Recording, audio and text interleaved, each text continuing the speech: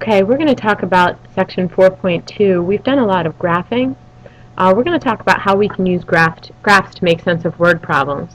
I like to think of this as, in other words, do you really want to list all of the solutions?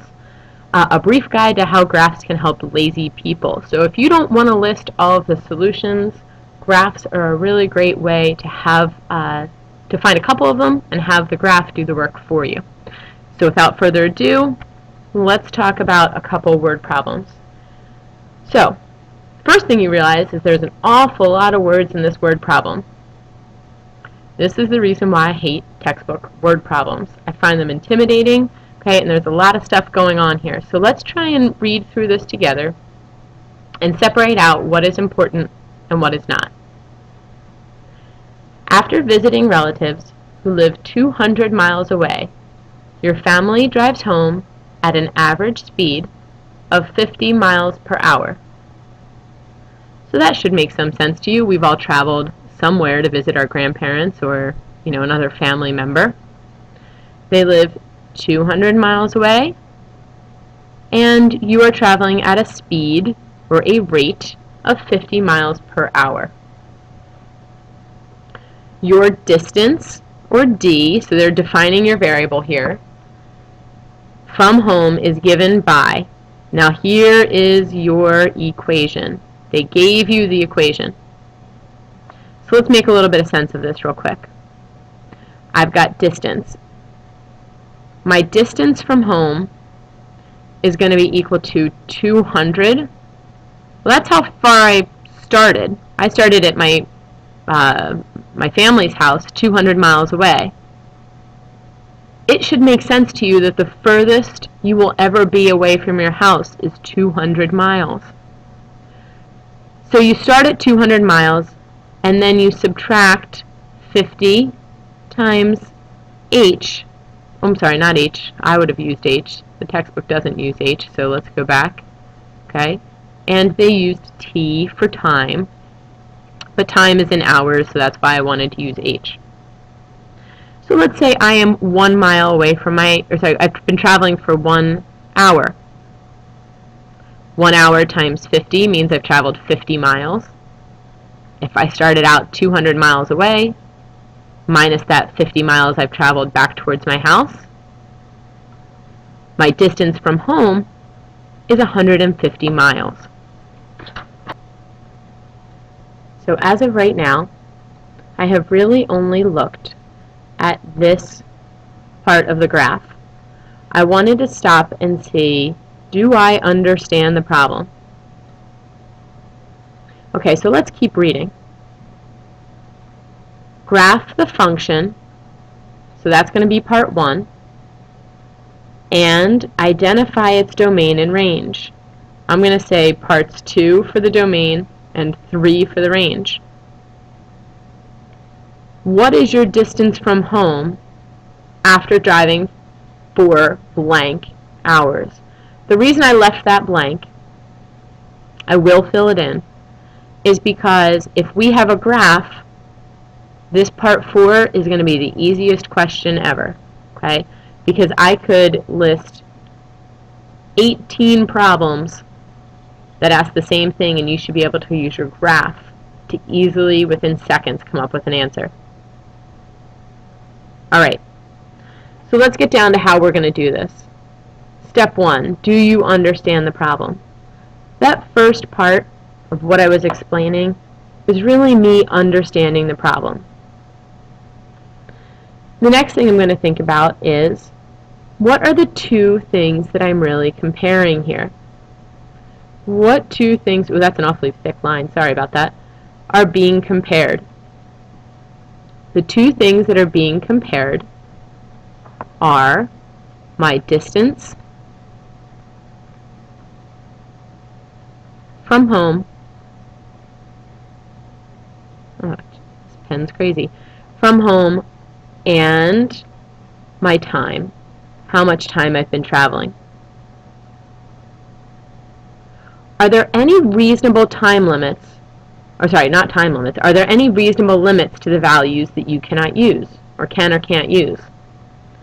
Well, I would argue that in this problem there are some limits.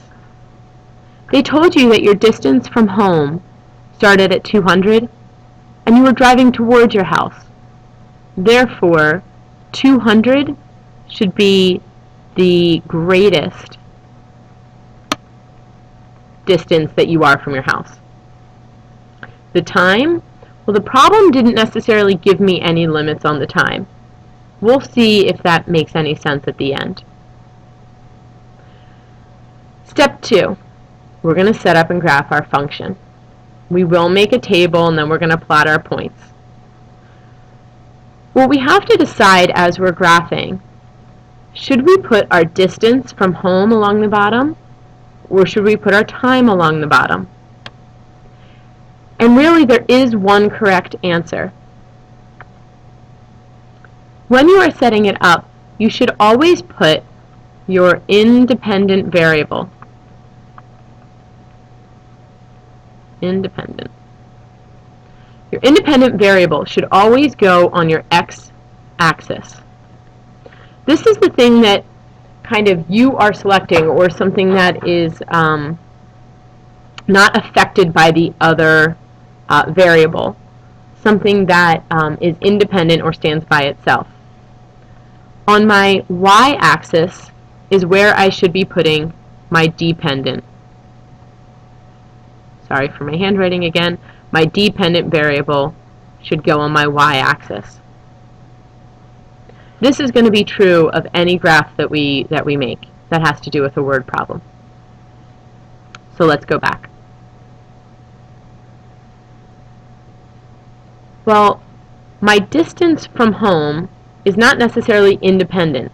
My distance from home depends on how much time I've been traveling. Just as a hint, time will always be independent.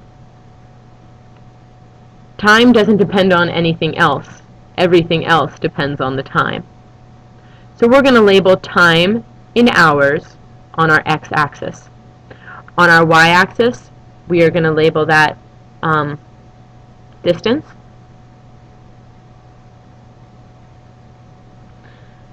And then we're going to make a table and plot our points.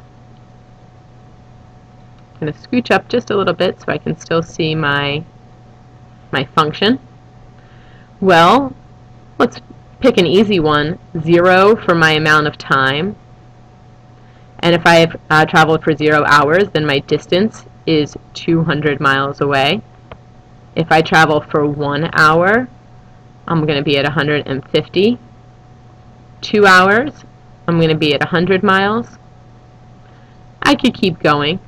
Let's do 3 hours, and we're going to be 50 miles away.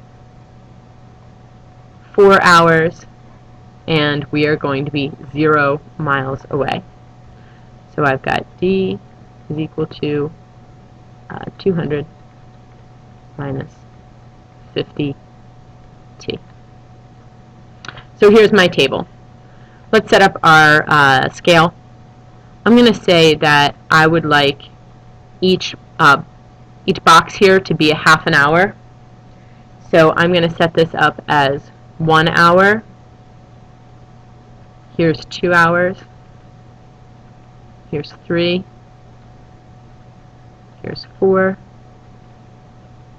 Here's 5. 6.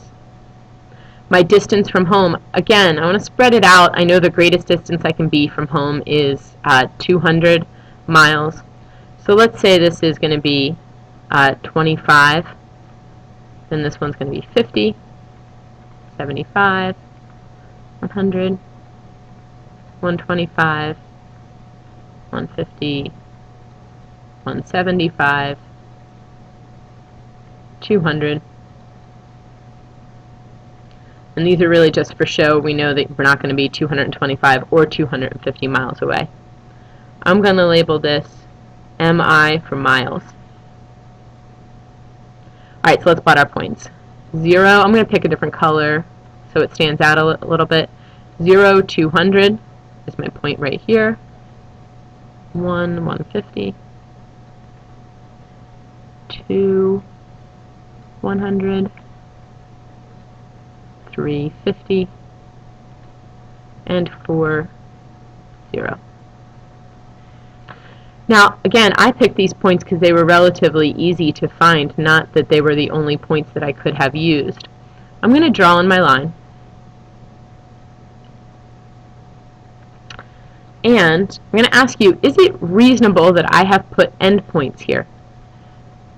Would it continue on forever, infinitely, to the left, moving into quadrant 2? Will I ever have traveled for a negative amount of time? That makes no sense. Likewise, if I continue traveling for 4.5, 5 hours, will I have gone any further? No, I would just be sitting in my driveway. So that makes no sense either. I'm not going to end up going a negative distance.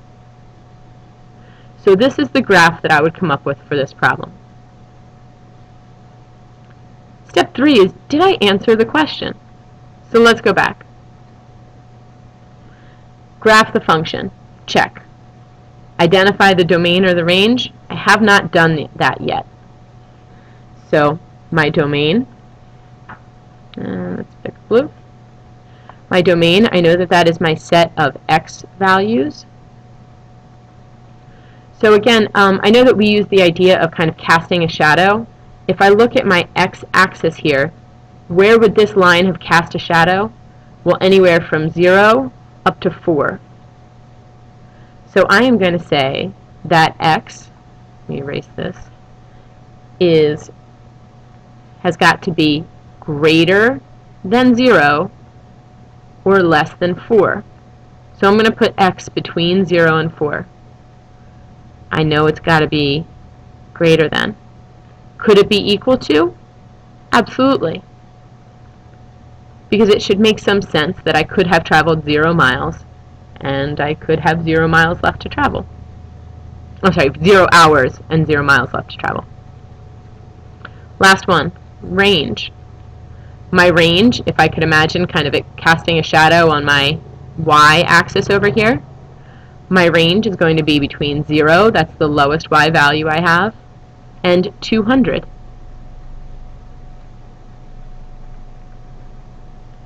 So less than, and again I do want to include those points. I want less than or equal to. Finally, the last part of the question was, what is your distance from home after driving for blank hours?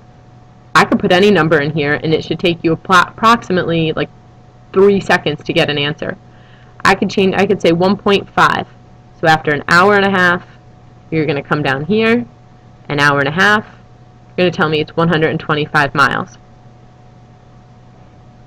If I change this to,